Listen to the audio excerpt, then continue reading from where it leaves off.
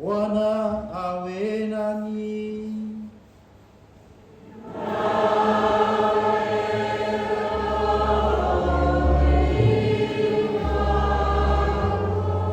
Somo la Injili takatifu ilivyoandikwa na Yohane.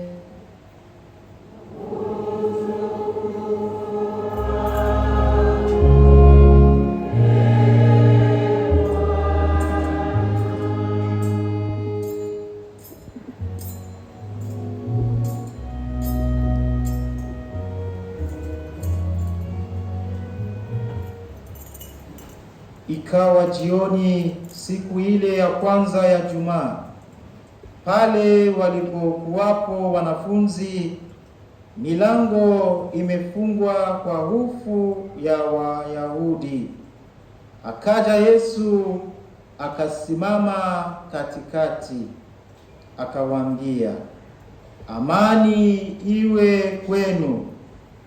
Naye akiisha kusema hayo, akaonyesha mikono yake na ubavu wake. Basi wale wanafunzi wakafurahi walipomwona Bwana.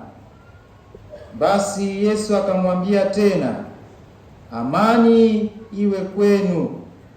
Kama Baba alivyonituma mimi nami nawapeleka ninyi.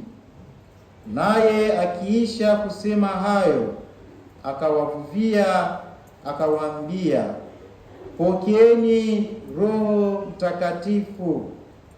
Wowote mtakaowaondolea dhambi wameondolewa, na wowote mtakaofungia dhambi wamefungiwa.